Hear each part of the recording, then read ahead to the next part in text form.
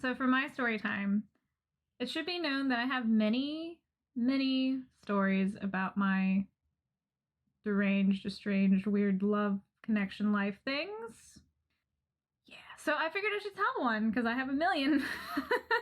But I'm going to start off with one that's more embarrassing for me than it is for the person involved, I would think. Most of my stories are like unrequited loves from the other side. This one is different though. So I used to work at GameStop, as I've mentioned before, for like 10 years. And there's something kind of funny, weird about me. I don't recognize faces. Now, when I say that, people always ask, like, well, then how do you know who's who? I have like a catalog in my head where I know people from certain places, and I know general information like age, genders, and so forth. And then I add details to that, and that's how I identify people. Which sounds really weird, and most people don't notice. It's fine. But every now and again, it really fucks me up. Because I'll remember a detail about someone that can only be, like, I do a lot with teeth. I'll remember, like, placement of teeth. So if they don't smile at me, I don't see that, right? Or I'll do, like, I do all the general information, right? And then I have 2 details that are common. So it'll usually be, like, eye color or something slightly more unique. Like, if they're, like, half Italian and half Asian, I'm like, well, that's an identifier right there. It's like, that's unique. Yeah, that's pretty hard to dispute. Yeah, so, and then I do 2 really specific details. So that will be, like, their lateral incisors turned inward. Like, it's, like, really specific like that, to where, like... That is very specific. I know who that person is when that happens, right? So there's a few stories about where this has just fucked me up. But this one in particular, I was working just a normal day, and a guy came in, and he had, like, long, red, really beautiful hair that he had, like, in a tight ponytail. And we talked about Dragon Age for, like, 2 hours, and I was flirting with him a lot. And it was great, wonderful. Like, he checked out, he left, and I was like, oh, that was nice. And so later, I'm working a midnight, which this happened to be a midnight for technically a Call of Duty game, but Lego Lord of the Rings came out, and I won a competition for it, so I dressed up for Lego Lord of the Rings at this Call of Duty midnight. I dressed up as Galadriel, which caused a bunch of issues, but anyway. As it would. As it would. So, this guy came in, and, like, he gave me, like, a familiar smile. He didn't show me his teeth, and I, like, God damn it, he knows me. Like, he's been in here. He's kind of cute. God damn. I pretended like, nothing was amiss. Like, yeah, great, blah, blah, blah, talking to him. And then he smiled, and, like, he was the one I remembered the lateral incisor. And I noticed it and went, oh! Like, it just beamed on me, because the other thing I remembered him was for his hair. He cut it! So I didn't know who he was! And, like, that light went off, and he saw it, and I guess he was self-conscious about his teeth. And so he instantly, like, frowned. And I was like, oh no, I'm so sorry. I was like, I totally didn't remember you, but, like, I think you're really cute. You don't have to be upset about your teeth. And now I'm really embarrassed and you should go wait in line.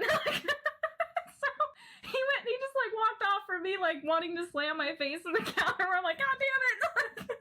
I messed this up. I messed this up. The beautiful man with red hair. He chopped it off. So this is my, like, first awkward encounter with this guy. I didn't think anything of it after that. I was just like, whatever. It's in the wind. It's gone. I don't have to remember this incident. And there's a Panera right up from where I work, and I went there for lunch. And guess who was there? Apparently he worked there. And I went, oh, hey. And he, like, kind of looked at me and went, oh, yeah, the GameStop elf. I was like, well, when you say it like that, it sounds like I didn't get you your Christmas gifts on time. Like, not the legendary Galadriel like I was. And he kind of laughed, and then he gave me a free latte. I was like, okay, so maybe we're cool. Maybe this will work. So I kept, like, going there for lunch because I wanted to see him. I was like, someone should hit on each other. But what happened was we were both, like, we'd only see each other when the other one was working. And you don't really want to, like, ask someone out or hit on them when they're working because they're working. And, like, it's rude if they tell you to fuck off. But you want to allow them to, like, be able to say that. So we kept just meeting in those points where he'd come into GameStop and I'd be working and I'd be like, I just started my shift. Like, I can't leave. And then he'd be the same. He's like, I'm the only manager on duty. So this happened for, like, months. We just, like, periodically see each other and be like, hey, and be really awkward. Just wasn't meant to be. It wasn't happening. And, like, we didn't even learn each other's names for the longest time. We were just, like, referring to each other by awkward nicknames in passing. And finally, like, I just decided, I'm like, fuck it. Like, he's putting in effort, I'm putting in effort. Obviously, one of us wants to ask the other one out. I'm just gonna fucking do it. Like, I'm the girl. It's fine. Like, I'm gonna do it because I'm the girl, and he should be more concerned about, like, upsetting me than I am about upsetting him. So I walk into Panera, like, yeah, I'm gonna do this. And there's this guy there who's almost always there when we're both, like, having our awkward encounter. I went, where's the dude? I knew his name. I'm not going to say his name. Right. Like, where's that dude? And he's looked at me. He's like, when are you two going to fuck? I'm like, I'm trying, God damn it. Like, it's not working. It's not happening. I was like, where is he? I'm going to ask him out. He's like, God, finally. He's at a different store. I'm like, are you fucking serious? He's like, yeah, he got moved to this other store that's like 40 minutes away. And I was like, okay, I made a decision. I'm going to go there once. And if he's not there that day, this is done. This is over. And he wasn't there. And I pulled up and, like, I just went, okay, just ask. Maybe he's on lunch and you, like, barely miss him. And I asked, I was like, hey, is so-and-so working? No, why? He's our manager. Are you complaining? I'm like, no, I'm leaving. I'm nobody. I'm bye. Don't ask my name. Don't ask my name. Don't tell him Don't tell him anyone's looked for him. You're gonna see him again one day. And it's gonna be very strange. I'm not gonna recognize him. He's probably gonna fix his fucking teeth, and I'm not gonna know who he is. No hair, no teeth. I don't know. You do know his name though now. I know his first name. I don't know his full, like, birth name. Yeah, but wouldn't it be confusing to you if somebody with red hair just came up to you and was like, "Oh, hey, Julie"? I mean, do you know my life? So many people address me awkwardly, randomly. How many people with red hair do you know? I had a few stalkers, if you can recall. The one in particular was a redhead. Well, I wanted this to be the first of my, like, long list of love affair stories because this one's the one that I fucked up. Well, we already kind of started with the deli lady, although that wasn't really like I wouldn't call that a love story. a dating experience, No, but you did make it very I guess uncomfortable. I flirted with her. You did make it Unintentionally. very uncomfortable for that. She poor wasn't deli uncomfortable. lady. She loved it. I was uncomfortable. Your relationship is not the same. No, it'll never be the same. Forevermore. I have endured her exaltation again and again whilst knowing myself to be divided from Edward forever. Believe me, Marianne, had I not been bound to silence, I could have produced proof enough of a broken heart even for you. The Grim Reaper beckons. I feel his icy grip round my throat. This is Passion for Your Passions, where we talk about weird obsessions and hobbies that we use to distract us from the miseries of this mortal realm. I'm Julie. And I'm Krista. And today, I'm talking about authors with bad lives. Yeah, I think, like, the only way we could get more specific is when we were doing all that video game stuff, went into, like, Alistair. I was gonna say, like, if we just picked a character or, like, a mission, like, we could just there's a quest in Mass Effect I could talk about for an hour. So, like, I think that's the only way we get more specific. So why'd you choose this one out of all of the topics? Okay, so I think that this particular thing hones in on a very weird part of my personality, which is this whole thing I think is very difficult to talk about in any way that makes sense. I think part of it is, like, it has to do with celebrityism and that sort of thing, that I find it interesting when people are famous. I have this curiosity to know why and, like, what it was about them that made them famous. And I think this is part of it. And there's more about this, but authors specifically, I find interesting because I like to write. I'm a writer. Someday, I would love to be an author, which I'm sure that this is a topic we're going to go on in a different podcast episode eventually. But anyway, that's a very long roundabout way of saying why this very weird topic Speaks to you on this day. So this seems like a weird question, but when did this obsession start? Yeah, so that is a very weird thing. I think a lot of it goes with just how my personality is with this whole thing where I have micro obsessions and stuff, and maybe this is where it came from. I don't know. But I take a lot of things very seriously and very to heart, and I think one of them was when I was a kid. I don't remember why. I don't remember how this came up. There was something along the lines where I had to do a book report, and it was about F. Scott Fitzgerald, which really random because I'm pretty sure that this started when I was in elementary school. I don't know why they would have given me that as a topic in elementary school, because dude had a fucked up life. Like, it was, man, some of the facts I'm gonna get into about F. Scott Fitzgerald, he was wild. I mean, you can imagine, but it kind of started there. And I think that there were other times when this came up, or I would watch a movie or something that would be talking about these authors, and I don't know why. For some reason, I find this particular topic very interesting. Like I said, I think it does have to do with that part of my brain where it's like, oh, I would want to be a writer, and, you know, like, I want to know why some of these people became the way that they did, and obviously, it's a little bit more interesting if there was drama in their lives. So, well, it's also kind of funny because you'll read about like veterans of World War I and II that write children's books, and you're like, how did that happen? Like, where's the correlation? they went to war and then they're like, I just want to forget about it. I just want to be a kid again. Like, there's interesting things in that. So I'm more interested in children's books authors, because to me, I would hate to write a kid's book. Like, that's something that just sounds miserable. Like, it's not enticing to me whatsoever. So when I read about these like epic adults that wrote a book about cookies and a mouse, I'm like, what? You could have done other things. I'm like, what did you? I think that's the only time I really cared. So I just find it funny that like in elementary school, you're like, read about this man's horrible life, even though you don't even know who I'm talking about. Yeah, I cannot remember for the life of me why I got assigned this, because like I got assigned other people who were probably more appropriate for like different topics. Like I think I had to do a topic like about Woodrow Wilson, which was fine. And then I had to do a topic that was oh gosh, I just forgot about it. No shit. Well, whatever. I had to do topics that were more relevant and made more sense. And I really that's what I was gonna say. I had to do one that was about Lafayette, the whole World War One. Mm-hmm. Not World War One. No, the American Revolution. There we go. American Revolution guy. Hamilton. Yeah. Hamilton. Yeah, I had to do one about him, which is weird because that came up one time on The Amazing Race, and I remember they were dropping all the clues, and I was like, shit, I am prepared. I know this. Lafayette. Slumdog Millionaire moment. Yeah, My life has built me to this. Yeah. So, okay, so who are we starting with? Who's opening up? Okay, yeah, so that's kind of this next part. We're going to talk about a few people that I like in particular. Like, these are probably the ones where when I'm talking about this, I'm referring to them the most.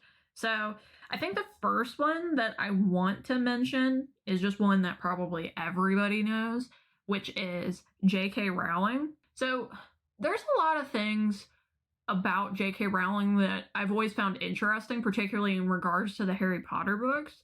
Most of the people that I'm talking about on this list, they also are kind of interesting because their grief they particularly put into their books. Like, their books are very much about their lives in a way. Obviously, that's not really true of J.K. Rowling. She's not an 11. She's a wizard. She's not an 11-year-old boy with a scar and strangely shaped glasses. But I know that she made Dementors particularly because she had a few bouts of really bad depression. And so Dementors are supposed to, like, specifically be about depression. Like, if you read about them, they'll talk about, oh, you can't feel any happiness. Like, it's impossible. They suck it out of you. And so that one I've always thought was interesting. There's also Rita Skeeter. Rita Skeeter, I think she basically wrote because at the time the media was like really involved in her life and they were being very snoopy and mean and all this stuff. So she made this character to be like, hey, back off. I know Hagrid's another character that she met in person. Oh, yeah. I was just reading about that, yeah. Yeah, she met Hagrid, like, at a bar, essentially. There's this big, brooding dude with all these tattoos. And she's like, oh, God, he's really intimidating. And then he spent, like, an hour talking to her about his gardens. And I was like, yeah. Oh, man, that is Hagrid. And I want to say, too, that Umbridge is like that, too. I might have to look into this more. But I want to say that there was something where because she has kids. So I think like there was something where she was trying to like teach her kids something and had like a lot of backlash from schooling systems. And so that was kind of how Umbridge came to be. So this is kind of just like a mild foray This is easing you in. into this. Because like I said, you know, hers isn't, it's not direct. Whereas some of these people, they are very direct. So let's get into the biggest one. So F. Scott Fitzgerald, the man who started it all for me. For Krista. What a weird guy. What a man. With just a totally fucked up life. Okay, so first of all, some weird facts just to kind of like start off with F. Scott Fitzgerald. First of all, he is related to Francis Scott Key. So like the guy who wrote our national anthem. Also, he named his daughter essentially F. Scott Fitzgerald. So I don't know what's up with this family and that name. Very bizarre to me. Oh, and then the other one that I thought was really weird, just like backstory stuff on him, is that he had a cousin who was hanged for conspiring to kill Abraham Lincoln. Pretty dramatic. Yeah, he's a pretty bizarre guy. So I think for me, particularly the one that most people would know about, the one that I'm going to be talking about is The Great Gatsby. And there's a lot of parallels between The Great Gatsby and his actual life. So like, one of them was that he loved a very rich girl. Her name was Geneva King. He loved her until he died, apparently. Like, I think when they broke off their engagement or whatever, he told her to burn all of her letters, but then he kept all of her letters until he died, and then they were given back to her and stuff. So it's very interesting, but basically he couldn't marry her. It really is kind of Great Gatsby. It's like she was too rich and he was too poor. So he was told, no, you cannot marry her. You're no Leonardo DiCaprio. Yeah, so this isn't gonna work. So then he joined the army, but he didn't fight in the war, which is very interesting that this happens to people. I don't really know why this is like a common occurrence. It's like, I'm gonna join the army, but just like hang around. And so while he was in the army, he met Zelda Sayre, which Zelda Sayre was like the big woman through his life. This was actually the person who he married.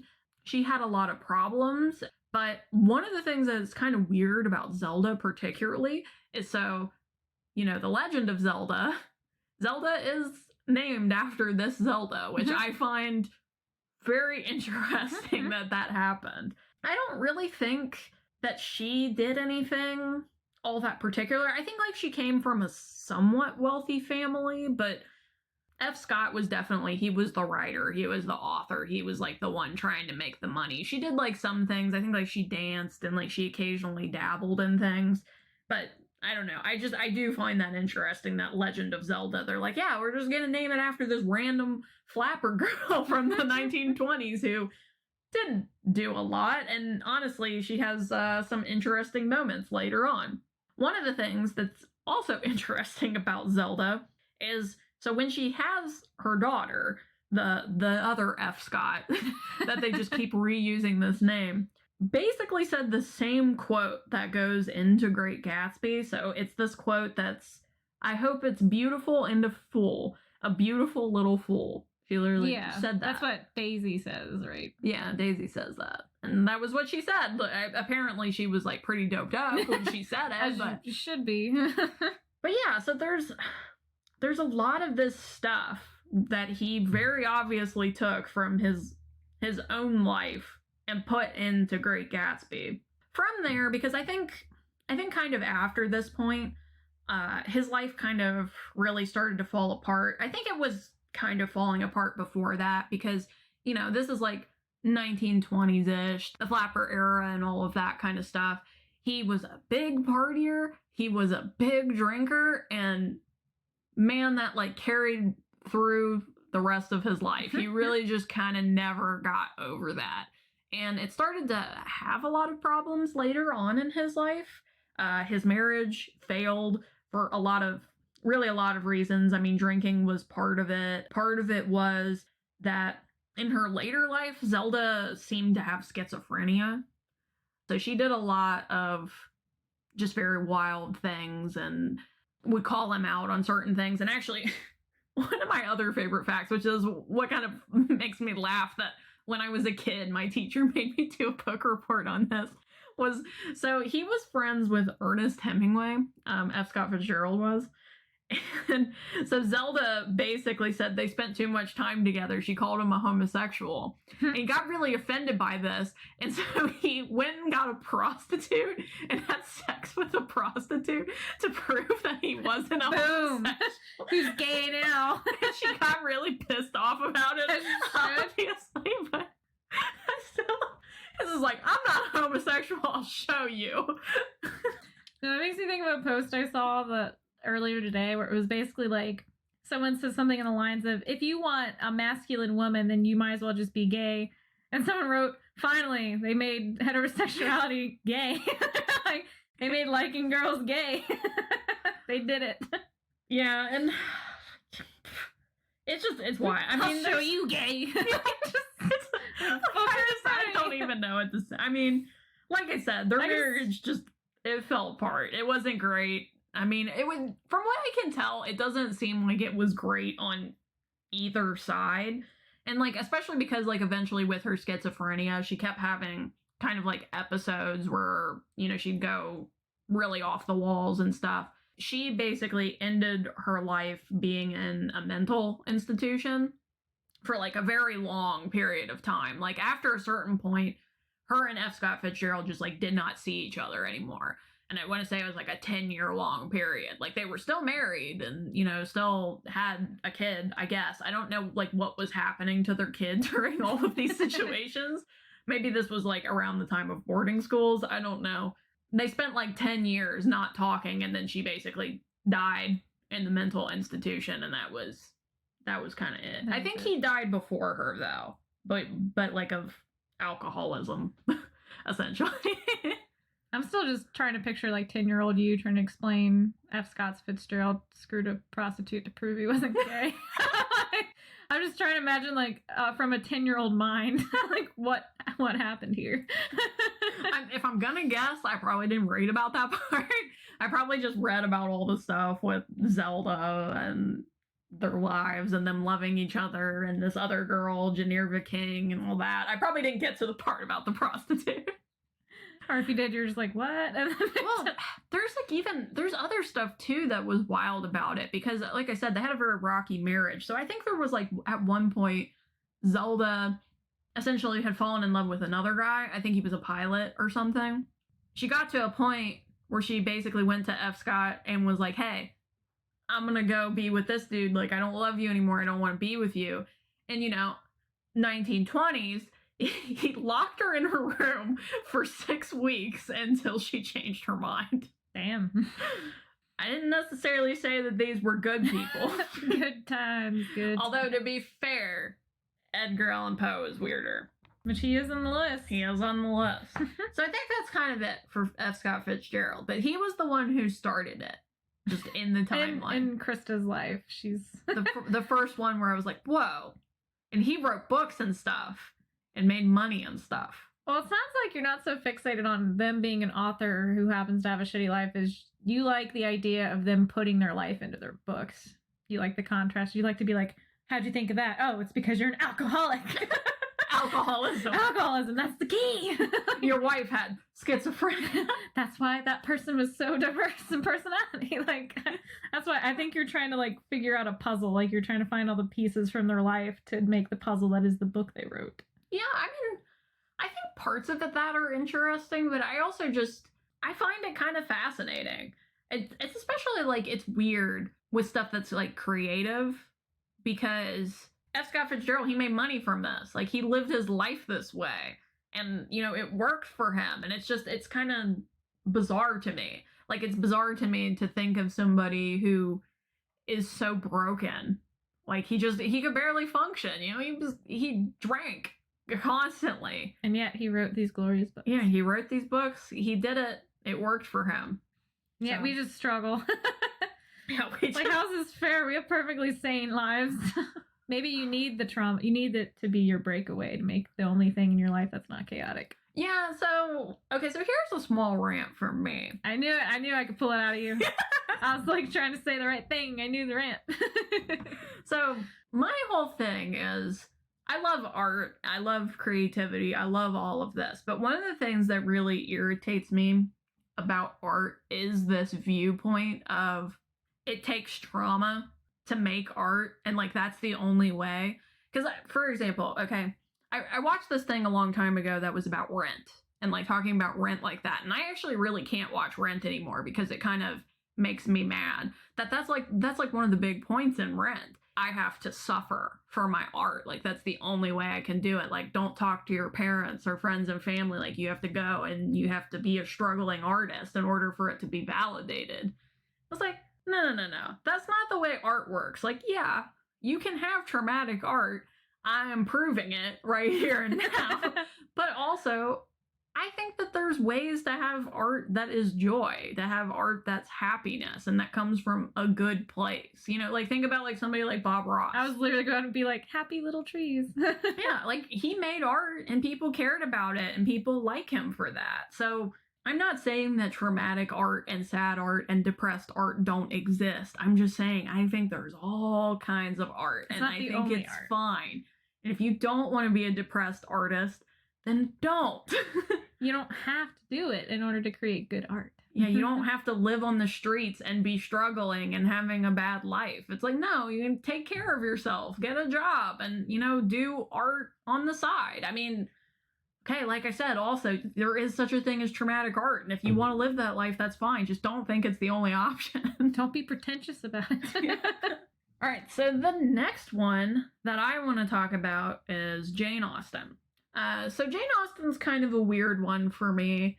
I don't think that I had a lot of experience with Jane Austen when I was in school. And I probably read Pride and Prejudice. Actually, I think my first thing was that I watched Pride and Prejudice, which I think the first time I watched it, I hated it.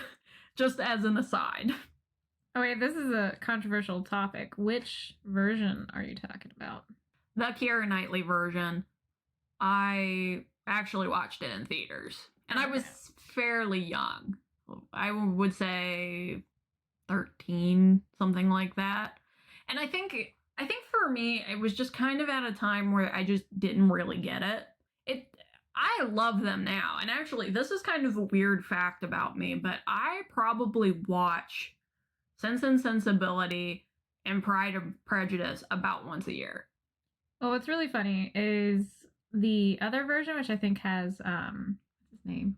It's not Colin Firth. No, it is. Oh, it is? Oh, yeah. I always mix them up with the other Colin. That's why I never know. Yeah. Okay. So the version with Colin Firth is apparently the true version. My friend, she's like a historic reenactment person and all this other stuff.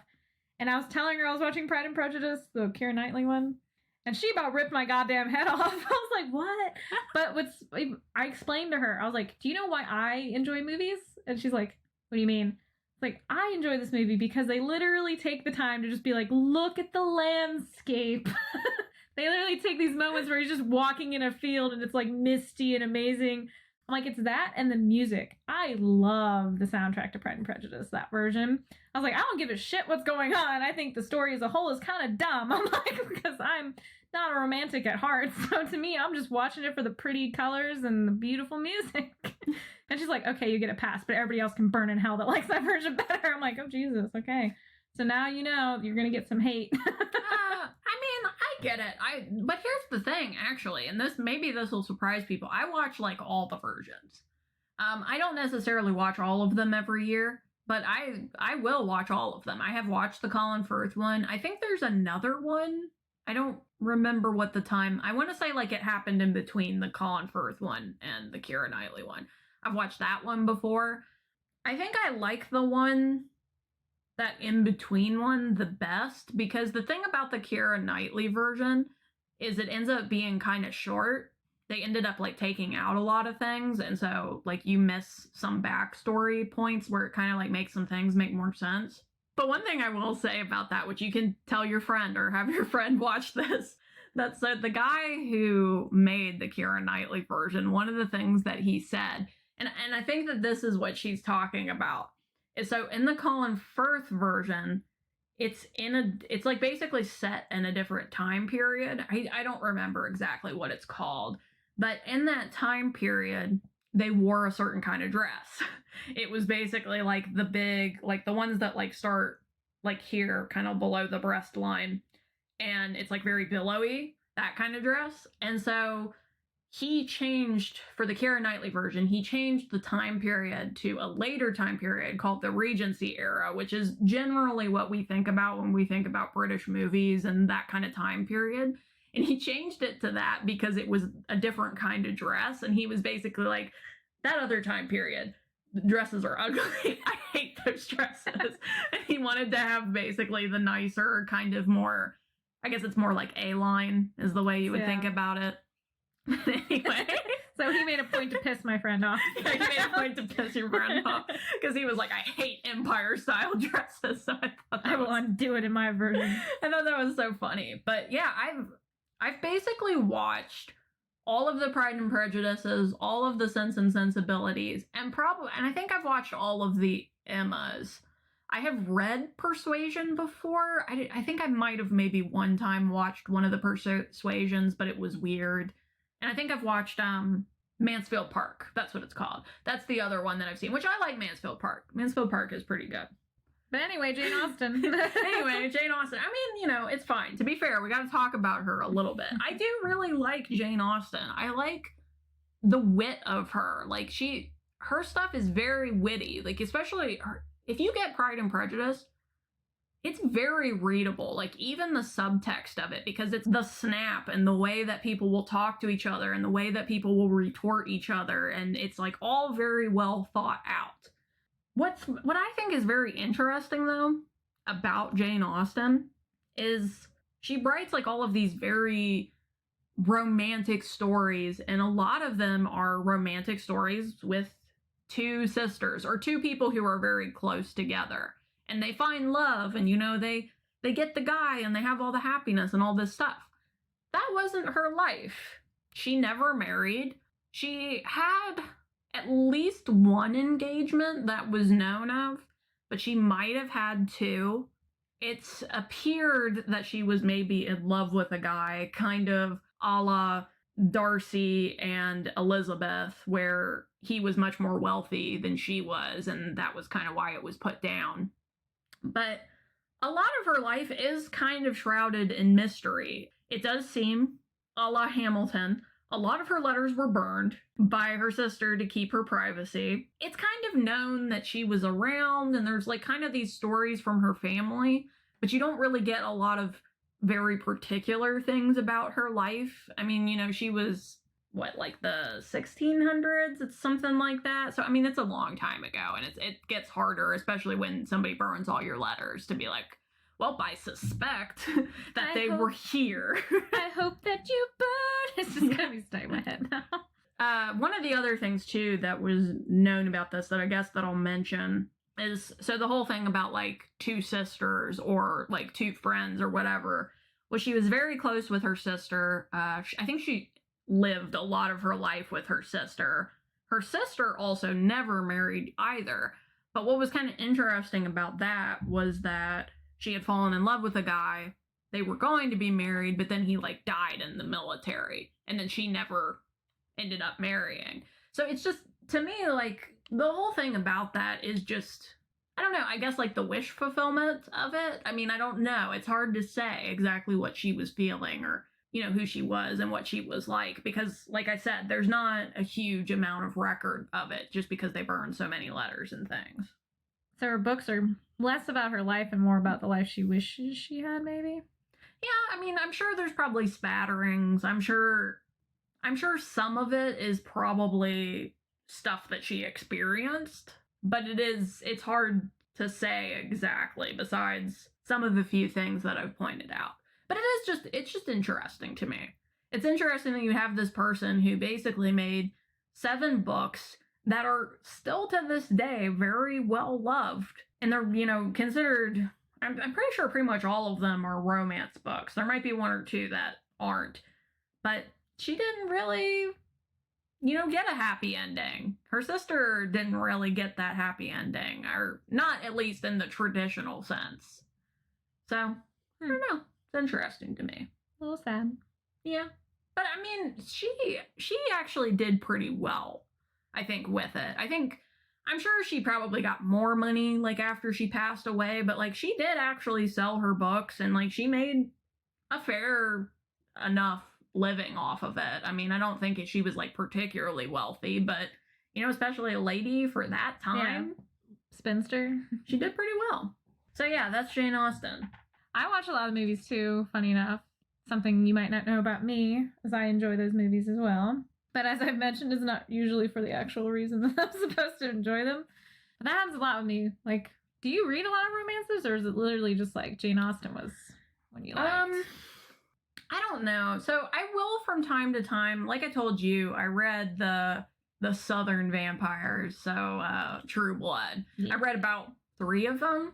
See, I don't know. I like a certain kind of romance, and I think, like, I could have a whole nother rant about this.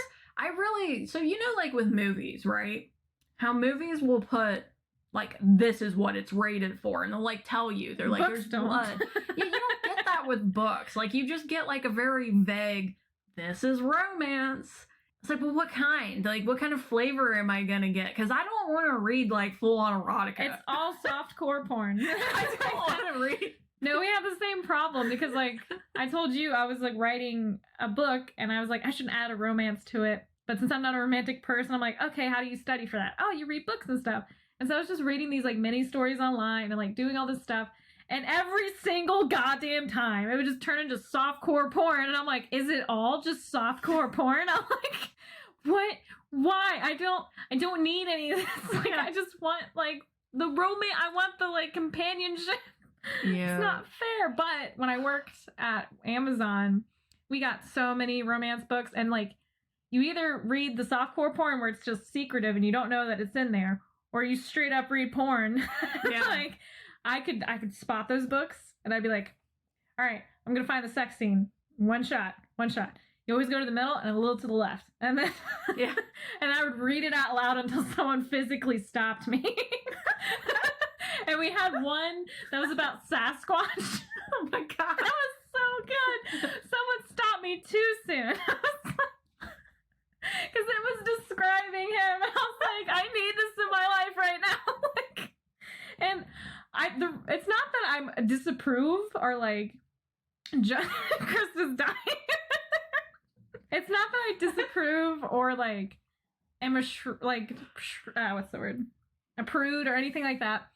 I just find it humorous. I don't get turned on or, like, I don't know what's supposed to do to me, but it just makes me laugh, and then I feel stupid because I'm like, why am I laughing at the idea that Sasquatch would have a rocket crotch? I'm like, I don't know why. Like, it's just... Well, definitely some of them are bad, and I have read some of those. I think True Blood was probably about my limit. Because, like, I can handle it, but I can only handle it to a certain point. Because then after that, I'm like, this is too much. I can't read this book anymore. Like, I can't. Like, I mean, to go on kind of like a softer level of this, I had problems reading Game of Thrones because of this. Because, so, like, one of the problems I personally have with books, I sometimes have this problem with movies, is that I put myself in the head of the character. So the problem that I had with Game of Thrones was oh my god, it gets so rough, and there's so much. I don't know if everybody knows this. Probably nobody cares anymore, but in the books, like, they're a lot younger. So Yeah. like Dany's like 12, isn't she's like she? 13. Yeah. And so some of her stuff when she's with the Dothraki, Or even with her It's brother. rough. It was weird just reading about her brother and her. Yeah, I mean, that part was weird, but then, like, it But gets, then to, it gets the, it gets to the Dothraki stuff, and it's, like, this 13-year-old girl, and you're like, oh my gosh, this is a lot. Anyway, so that's kind of all of the opinions about that I have with romance books. So, I mean, you know, if somebody can tell me, what's the code? How do I crack How do we this code? find a Because- romance book that's not softcore porn or porn? You know what? That should be the title. We're gonna write a book. Finally, a romance book that's not softcore porn. No, I mean, that should On be the the title. Find me a book that's not softcore porn. Do it right now. Your your mission. Find me a book that's not softcore porn. Well, because the other one that I have problems with is actually fantasy. Well, it's either like really dramatic where it's like they don't even do any more than kiss. Like they'll just have a kiss and they're like, oh my god, I'm going to talk about it for a whole chapter. Or are they extreme? Which was funny. The Legend of Dearest by R.A. Salvador. My mom was listening to the tapes of them. And I read these books back in high school. And so she started telling me about it. She's like, yeah, I'm reading these books. And I was like, oh, what book are you on? And then she's like, book 3. And I went, oh god, that's the one that broke my heart. And I was like, so we're kind of talking about it. And finally she gets late to the season. She's like, when are they gonna fucking bang? She's like, why does nobody have sex in this book? And I was like, they're nerds, mother. I'm like, they don't know how to do that. It's not your romance novels up in here. She's like, they don't even, like, they keep talking as if they're gonna have sex and they just keep frustratingly not doing anything. Well, what I was gonna say too, just to kind of end this and then we'll stop with Edgar Allan Poe, is I have the same problem with fantasy books. So when I was a kid, which I don't think we haven't talked about this at this point, I used to read a lot. Like I would go to the library, like I would read all kinds of books, like all the time, constantly. And I kind of fell out of that a little bit. But now the problem that I have is whenever I pick up a book, particularly if it's a fantasy book, it like has a 50-50 chance. Like I'm either going to like it and I'll actually finish it. That doesn't even necessarily mean that I'll 100% approve of it. It just means I'll actually finish it. Or I'll just hate it. And then I won't finish reading it. And it sucks because I love fantasy. Like I care about it a lot. But I struggle with figuring out how to find a fantasy book anymore. I don't know what to do. And I think part of the problem is, it's like adult fantasy kind of gets into this realm where it's just super depressing. And that's fine. I don't necessarily have a problem with that, but that's not always the reason why I want to read a book. Like I don't want to read a book, and especially because fantasies, oh my gosh, they're so long. Like, you know, like 1,000 pages or whatever. It's like, man, if I want to devote this long to something, I can't just be depressed for 1,000 pages. I just can't do that. You gotta have a comic relief guy. You gotta have that guy that just breaks up the moment. So, I'm your guy. So everybody, find me a book that's not softcore porn. And isn't just a depressing fantasy and nothing else. All right. So yeah, let's end on a real depressing note. Yeah. On Edgar Allan Poe. So I think Edgar Allan Poe is probably the original. Probably everybody kind of knows about this guy. For him, this is another one where I just think it's kind of interesting, especially because he didn't get famous until pretty much after he died.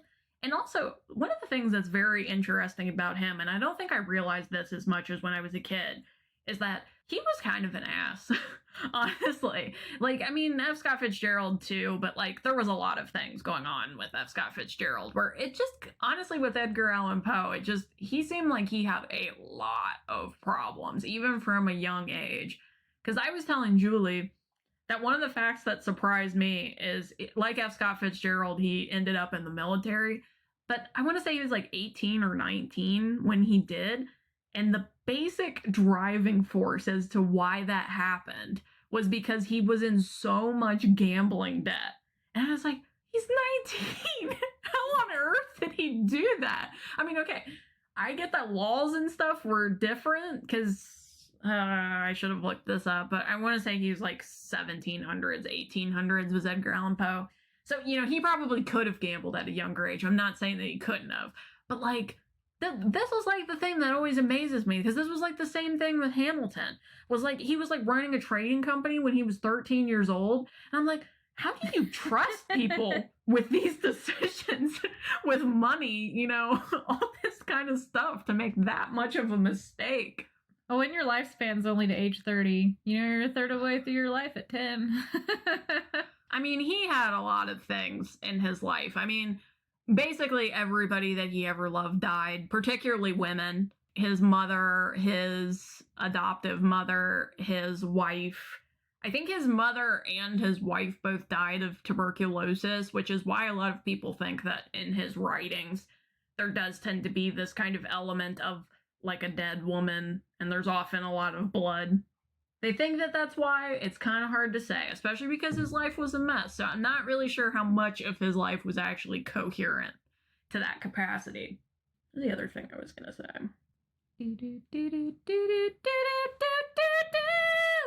Oh, okay.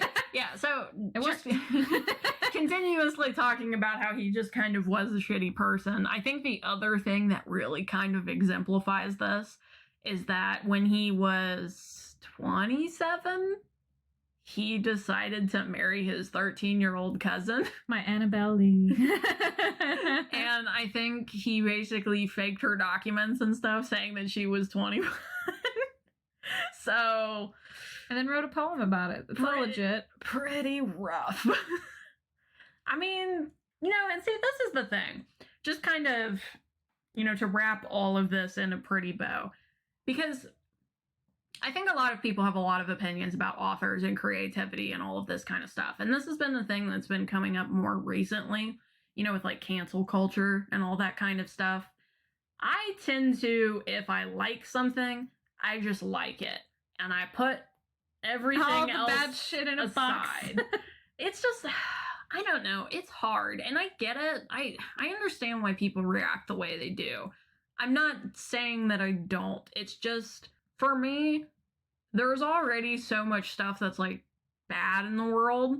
It's like if I enjoy something and something's making me happy, I don't just want to get rid of it. Mm-hmm. It's just, my brain just doesn't work that way. It's like, if this is making me happy and this is bringing me joy, I'm just gonna take all that other stuff and put it away and keep enjoying the thing that's making me joy. Well, I figured, like, everyone has a different line there, because I've had, like, debates with people over this, because there's so many topics to be careful about and so on and so forth. So someone was talking about the show Rick and Morty, and how they'll never watch that show because the creator he made a video that made it seem like he was obviously a pedophile. Like, I do not understand what happened. Let me just say that. But essentially they were calling the creator like a terrible person. And they're like, yeah, I would never watch Rick and Morty because I don't support that. I'm like, so even if I felt that way, like, let's say I'm like, oh yeah, he's a terrible person, which I honestly don't know, he could be. I'm not just supporting him. I'm supporting like everybody that's on that show. I'm watching the show. It's not like I'm putting money in a fund for him to go be a terrible person. I'm literally like, it doesn't matter what I do. Like, I'm just watching his show. It's fine. And I pirate it. Who cares? Like, I'm not giving him any money. But then there's things like Chick-fil-A. I used to eat Chick-fil-A, and then people would tell me, like, oh, they're against gay people. I'm like, well, they can have an opinion. How's me eating a chicken sandwich really gonna fucking change that? But then I found out that they, like, are allegedly, I'll say that, allegedly they, like, fund a campaign to, like, actively go and attack like homosexuals in another country. Like, they actively fund that. My money for my chicken sandwich does actually go there. Like, right. So to me, that's the line. I'm like, all right, now I'm actually like right. part of the problem for real. It's not like this distance. Just like when people are like, oh, do you know about the Lovecraft like author? I'm like, I do. Yeah. That doesn't affect the work. The author is not the work necessarily. Like, and also if they're dead, you're not really perpetuating anything. Like, that's just part of it. Yeah, that was like what I was gonna say. Is like, they're dead. So like, if you want to read Great Gatsby, if you want to read The Raven, they're dead. You're not supporting them. Because like, I know there was something that came out recently with Dr. Seuss, and like I understand like what ended up happening, because he had some books that were kind of offensive. Okay, not kind of offensive. I'm sorry. Offensive. Very offensive. And so they stopped putting them in publication, or I don't know. I'm kind of surprised if they were still putting them in publication, but they did something about it. They made it so that way they can't be sold anymore. And, I think that was the right thing to do. And, again, like, Dr. Seuss is dead. So, I mean, yeah, you can stop reading those books to your children. I mean, I guess that's kind of the thing about Dr. Seuss, because I don't feel like people who are our age are just waiting for the new one to drop. Just reading Dr. Seuss casually. Yeah, well, I think what's even funnier about the Dr. Seuss thing, not that we're going to get into all this, is that they were like, those books weren't selling anyway. Like, they weren't really even making them a publication anyway. They literally just made an announcement to be like, hey, everybody, we're really inclusive and great, and we're not going to do this anymore. And everybody was in this uproar, and they're like, we weren't doing it anyway! Like, why are you mad? We just decided to tell you we weren't. Yeah. Like, Like nobody bought like the books they're talking about. I don't think I've ever read. Like I recognize one of the pictures like in passing from when I had like probably a big book of Dr. Seuss, but like they're stories I don't know, and they're stories I'm sure nobody that's complaining ever fucking knew. Like they're just complaining to complain. Yeah, and I mean, like I said, I mean, I think that we should try to be good people and like do better things in the future. And that I'm not saying that we shouldn't do that. It's just, you know, if something brings me joy, I'm gonna just keep letting it bring me joy because I don't know.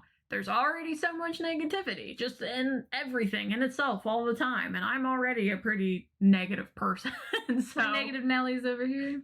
I might as well take the thing that makes me smile and at least let it, because I don't know, I don't want to be one of these people who never does anything and never enjoys anything. And you know, again, like I don't want to say that like we shouldn't improve and we shouldn't be better people, because I do agree with that. It's just also, I don't know, I think like for me at least, that could become a slippery slope. Yeah, of just like, well, I'm just not gonna like anything. Well, what's even funnier to me is from this argument, it sounds like we're those people that are mad about cancel culture. When 100% Krista and I are not.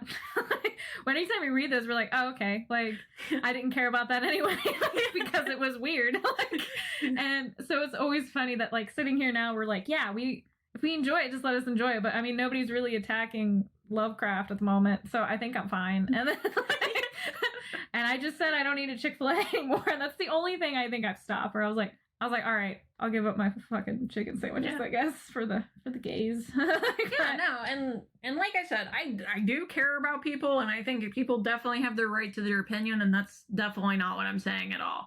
If you think that something's fucked up, then shout it to the rooftops, tell me that it's fucked up. I probably do still want to know. I'm curious. I want to know. Yeah. It's just like those videos where it's like, don't watch this is horrible, and I'm like, I gotta know. Or when someone's like, yeah, that video I saw, it's terrible. I think I've seen every terrible video that's on the internet that's ever become popular, just because I'm like, I got to know. Like, then I don't necessarily regret it. I mean, I do, but like, it's one of the, like, I don't regret it enough not to keep doing this thing that I'm doing, where I have to know what horrible things lurk out there. But yeah, we're good people here, regardless of what we listen to or watch. What we seem like. I don't know. I mean, I think we seem like good people. I should hope I could be wrong about that. But I feel like all I do is rage, so I just seem like a monster, which is... No, I think we just like to talk about things that are interesting. I think that's how we always end up on this, is we're like, oh, well, let's talk about this. I don't know why it's always on my episodes. I don't know why it's like I bring that out in you. I'm trying to bring it out in you, so I think it's me actively trying to bring it out in you that just amplifies. Because we got very political in chemistry. We did. And also, I got kind of political in TV comedies, so maybe this is just me. I mean, I'm the rage bringer here. Like, I remember when I was like, yes, it's time for Chris's rage. You're like, well, okay. I'm like, what the hell was that? Where's the fire? My rage is brought with onslaught. Let's do this. I had some rage. I had rage earlier. What did I rage? What did I rage about? Well, I got you to rage about the tragic artist doesn't have to be tragic. That does piss me off. I know it does. That's why I was like, come on, poke the bear. Poke the Krista. Get the rage out. Okay, well, I think that's enough of my very weird topic about troubled author lives and people and stuff and things. Did you have any other potential secret questions or things, or is this over? I feel like after this episode, people are going to want a Chick-fil-A sandwich and then feel really bad about it. Because you know how it is, you say it and then they're like, God, that sounds good. I can't have it though. No. The cycle has been broken. For years. I'm so proud of myself. Yeah, well, I don't eat chicken. Yeah, I know you don't. So it's not a strong feat for you. Who cares about you? I suffered. My art matters more. My sacrifice is greater. That's what I learned this episode. This was Passion for Your Passions with Krista and Julie, where we talked about authors with bad lives.